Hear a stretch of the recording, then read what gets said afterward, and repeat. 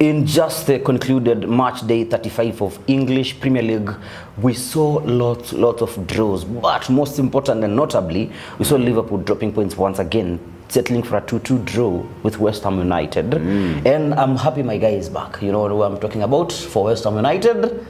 Paqueta? No. Antonio? Antonio. Antonio has been there. And Antonio is back on score sheet. Oh, on the score sheet. On the score sheet. He had an injury, which saw him like he went down and he has not been performing. Yeah, but and he came back to perform against Liverpool. Yeah. A 2-2 draw, of course. Some own goal and Liverpool once again dropping points. Whatever happened at Old Trafford, we are yet to find out. We will find out, of course. Yes, later on, Manchester United failing to beat Manchester City legend Vincent Kompany with a 1-1 draw.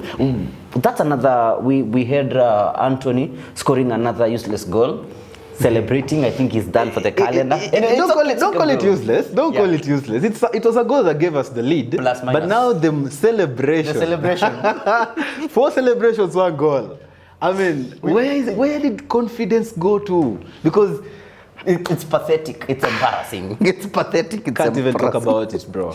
Newcastle United, of course, helped Sheffield United go to relegation, of course, with a 5-1 victory. And that was enough for Sheffield United to once again go down to League One. That is not League One, the Championship. Yeah. And that is the second division, of course. And after just 1 season stay in the top flight, we saw Everton beat Brentford 1-0. Awesome game for them.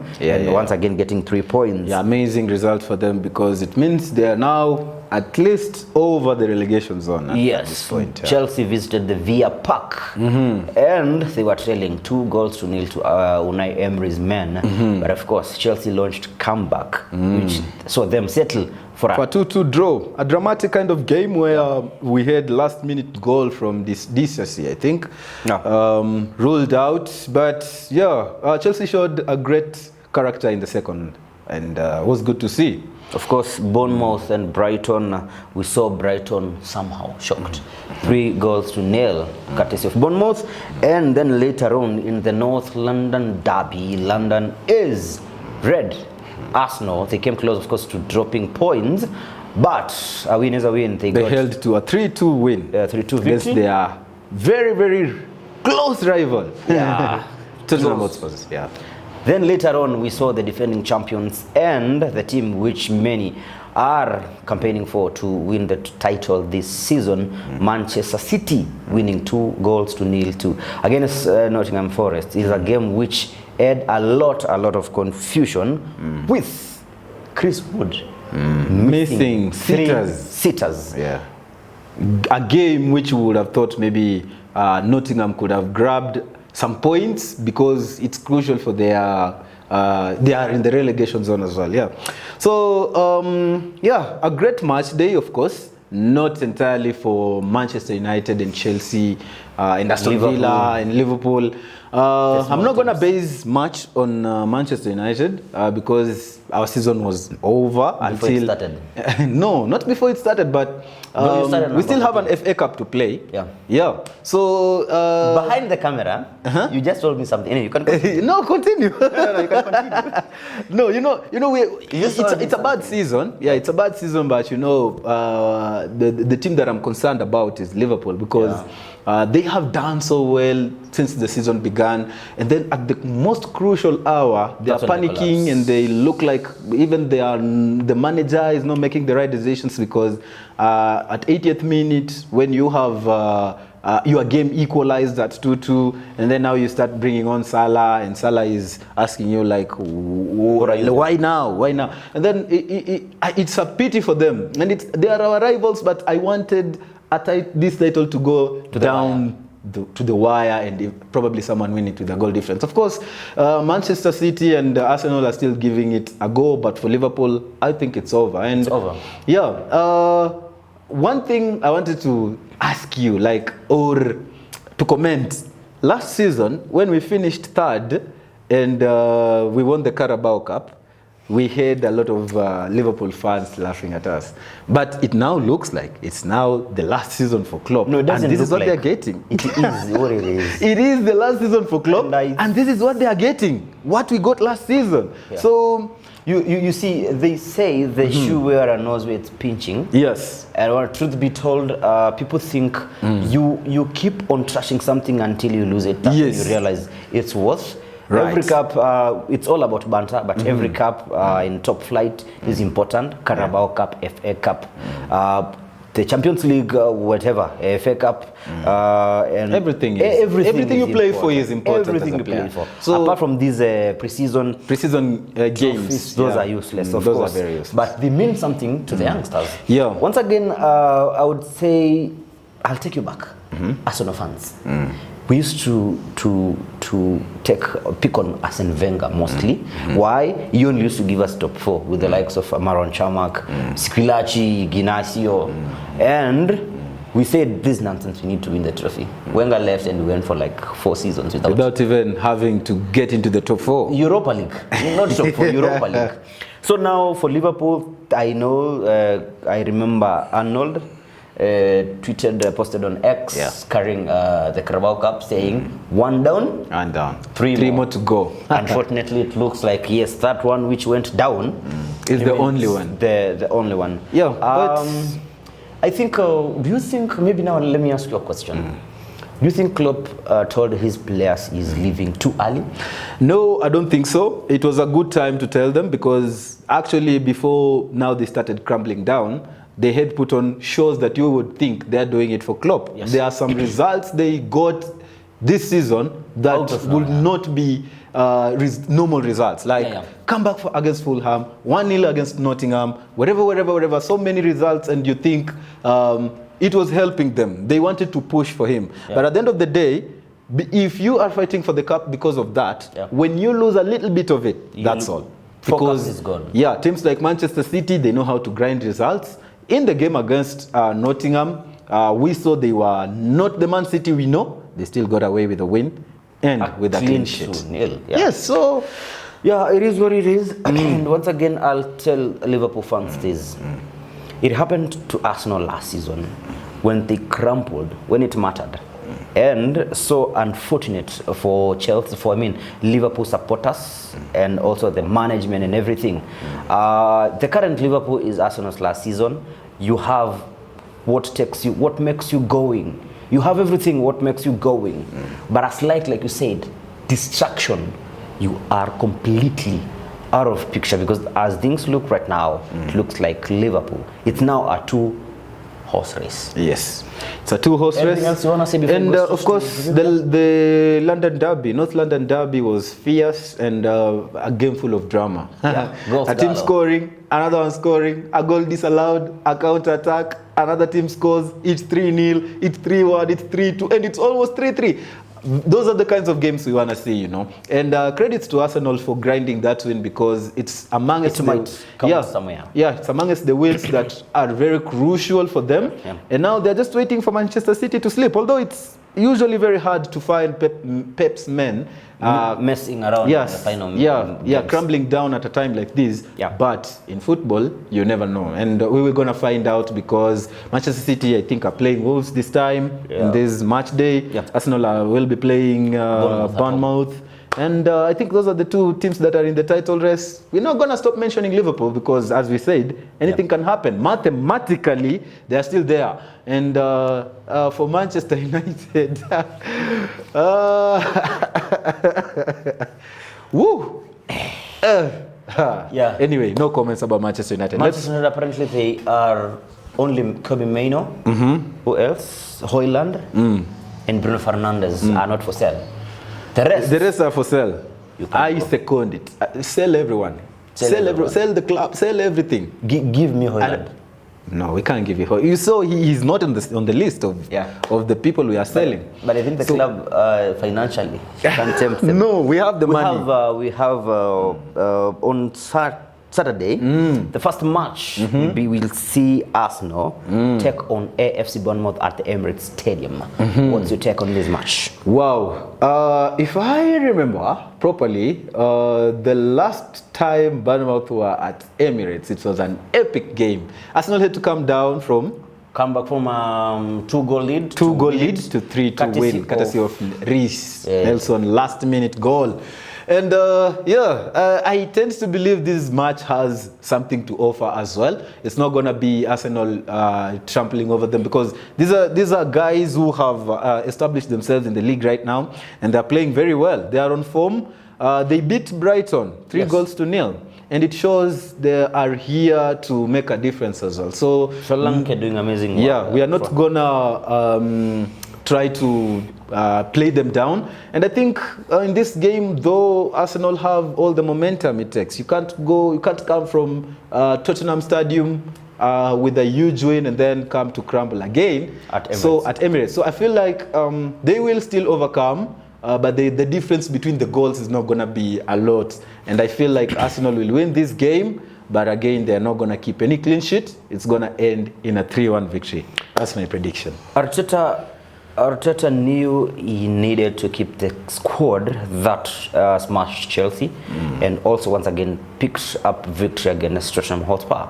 It is a team which has balance with Thomas Partey playing as the CDM, giving Declan Rice some freedom to roam around, to come and defend, and also that means Martin Odegaard is once again a free man to do his crazy things.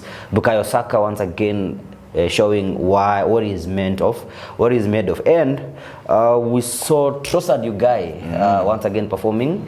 Kai Havertz with a good goal, and I expect this run to continue. But then again, I feel Solanke will do something, and I'll agree with you. No clean sheet for David Raya once again, and I'll agree with your prediction. 3-1 victory to the Gunners. Don't put 2-0 on kick tip. Let's use 3-1, please. We will not be talking about Sheffield United and Nottingham Forest, of course. But later on, we'll see Manchester City hosting Wolves at the Etihad. Yeah, I checked the odds for this one because I wanted really to place a bet on it as well. When we check the bets, I don't only check Saturday, I also check Sunday to see what we have. Yeah. So the odds are too low. Manchester City looks like it's an easy game for them, but it's not, because Wolves has been a boogie team for Manchester City. They've always been trying to bring another level of game when they play Manchester City. And I think in the first leg, I don't know how this game ended. Wolves was the first team, I think, to give City a loss. Yes. That defeat 2-1. Exactly. Yes. Yes. And that's what I'm talking about, because I feel like it's a team that don't like Manchester City that much. Although at Etihad, you expect Manchester City to do quite a lot more. You expect them to score a number of goals. And it all depends with Wolves, but I feel like this is the time where Manchester City could do a revenge on this one. I feel like Wolves don't have everything, especially they have a few injuries. Yeah. I remember in the last few games, Cunha has not appeared, and then they also have other injuries that we're not even going to talk about. And that's why they were not even able to score against Arsenal when they played Arsenal. So I feel like in this game, they could grab one goal, but still, Manchester City will cruise them. And I can see a 3-1, 4-1 kind of victory. And if they're not careful, it could even be 5-1. But I'm still sticking to 4-1 victory Manchester City. How about you? I'm also seeing Wolves scoring at Etihad, because I saw how City defended better against Nottingham Forest, who had some good attacks. But once again, football is football. One of the teams which is very weak can score from a set piece. I'm not saying, of course, they'll score from a set piece. With Ortega was the man in charge when in their win against Nottingham Forest. I think Ederson was injured or something of the sort. I think he played Ederson. He played, but he's not him. Yeah, there is an injury he got during the game, and he will not be able. He was to knocked, play. I think, from a set piece. Yes. And with Ortega, if Ederson is back on goal, I'm giving Manchester City 3-0 win. And Ortega is a player who can yes, he made some good saves. Yeah, but once he's again, not the regular starter. So he is not a regular starter. So let me give Manchester City a 3-0 victory. 3-0 victory. Wolves. And this is a game where Pep Guardiola knows this thing could go up to goal difference and yes. to count at some point. Yeah, 3-0 still good for them, especially against Wolves, a team that beat them in the first leg. Yes, quick one. I'm not predicting this much, but I'm going to leave it to you on Sunday. Brighton taking on Aston Villa. Now, we had it in the bet slip section. Yes. I had over 2.5 goals. I feel it's going to be a goals gallo. Yeah. Brighton didn't score in the last. Yeah. Aston Villa need a win, although I don't see it coming. So, 2-2 draw. 2-2 draw. Yeah. Right. We go straight to Sunday, where Chelsea, this is the London derby. Of course, Chelsea will be up against West Ham United.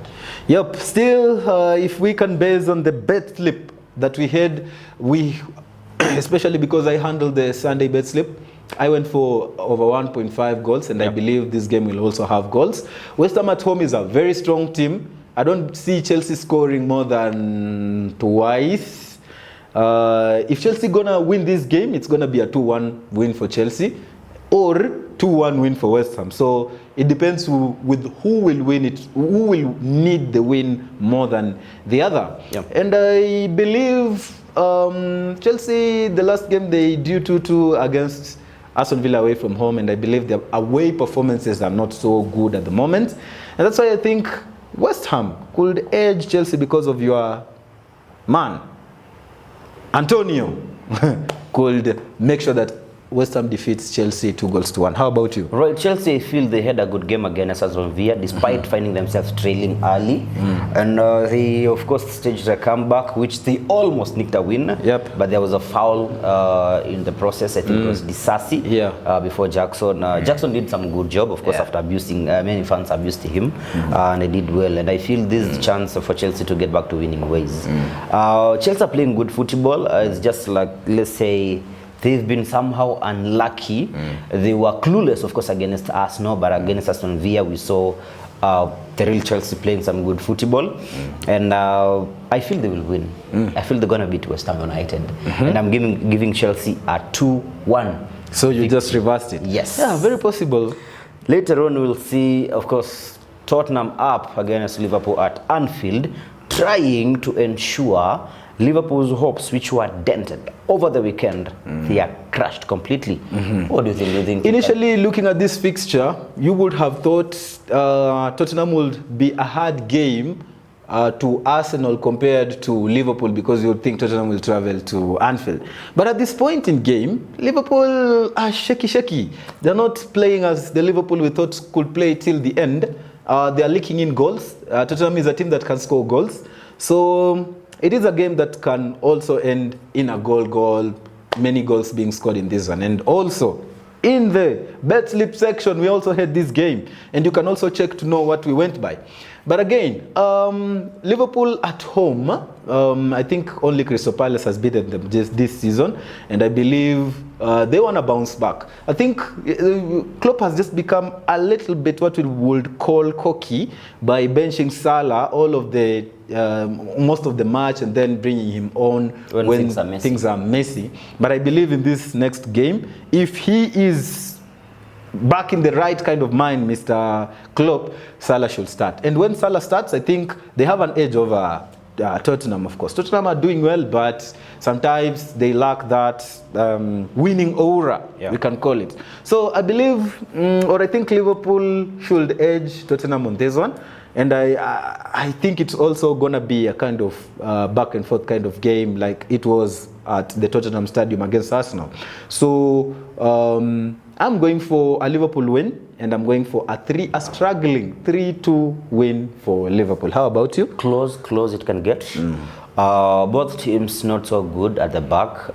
Liverpool shipping in goals, so is Tottenham. And I feel this is another loss for Tottenham, sorry to say. Klopp knows we are at home and you need to make things right. Gonna be a very close game and entertaining one, because I don't see both teams trying to defend. Liverpool know they have to get this win. And I'm giving Liverpool a 2-1 victory over Tottenham. A 2-1 victory. Yes. Yeah, it's very possible. Yeah. Because it's gonna be a game of all the teams scoring, I think. Yeah, on Monday night football.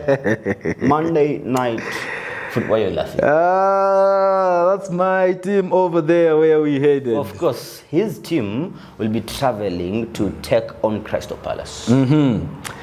Wow. The reverse fixture of this one, we didn't beat Crystal Palace, I think. We lost 1-0. Was it Olise's free kick, maybe? Or I can't remember properly, Yeah. but we were stunned at Old Trafford. Yeah. That's why I can't even remember properly. It's a difficult game. I checked the odds and Every United match, bro, is a difficult one. Even the training sessions, the friendly matches that United are playing, tough. Wow. Who knew? you know, I checked the Who odds. knew from? I checked the odds of this game. Listen. Who knew from the word Fergie time, comeback kings, to this game is hard? I checked the odds for this game, and it was also, it's a close game. It's a close game, guys. I don't even know how to predict this one. As you speak, I can check the I odds. know even when we win, it's not gonna make a big difference on this match day. Why are you laughing? But I feel like we're gonna do a revenge on Crystal Palace. They have great players, of course, Eze and Olise and whoever. We can win this game 2-1, but I'm not just sure if we will, but we can. We can. If we put all our strengths together, if we fight, we will win this one 2-1. I don't know about you. I've checked the odds. When you look at those odds, it looks like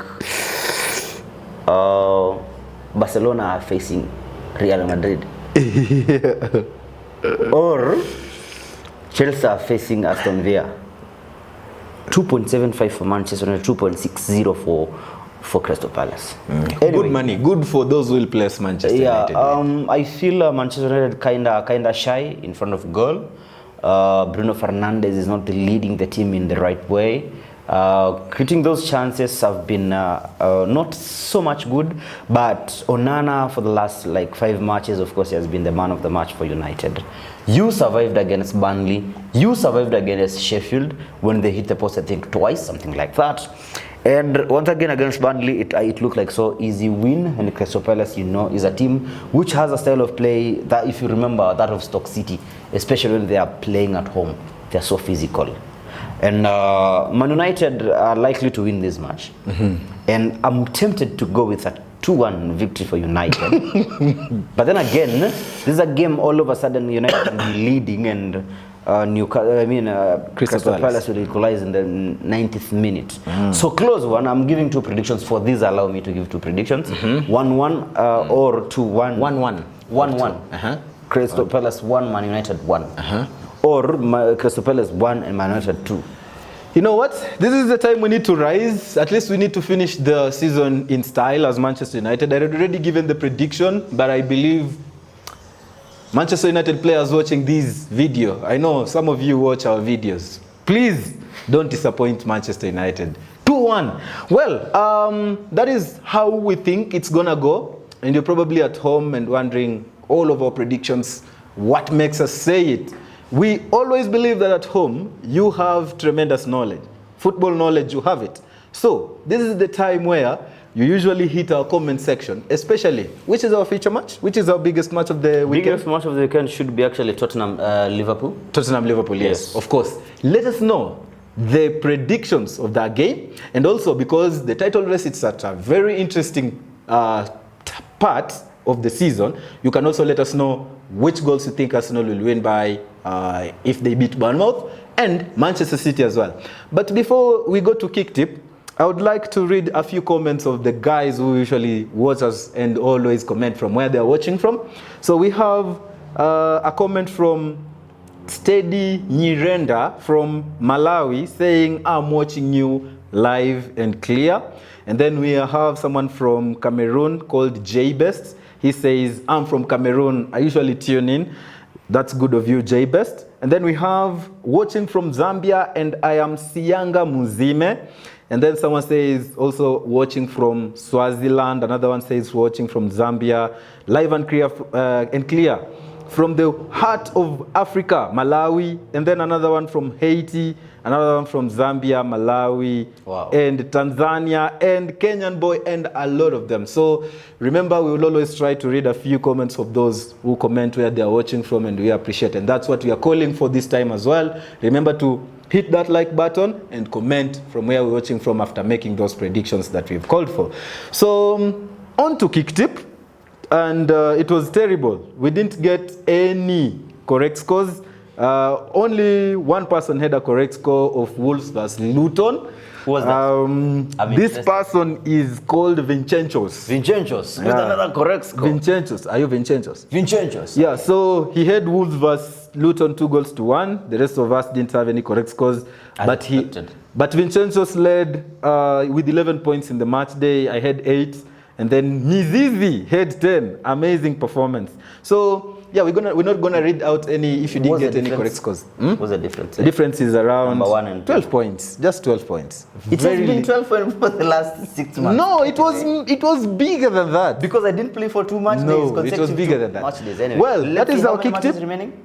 Around 3 or 4, I think, because we have other matches in hand, because Chelsea are playing Tottenham and whoever. So they can make a difference. So remember, if you've not played, also play. The link is in the comments and in the description section. So that is all from our side, and we appreciate you watching us until this point. And we wish all of your teams the best of luck, because last time out, I only wished Manchester United the best of luck in the match day. And guess what happened? So everyone, may all your teams win, and this is the end of the match day 35. My name is Brian. They call me Vincenzo's. And this is the Liquid Sports Show.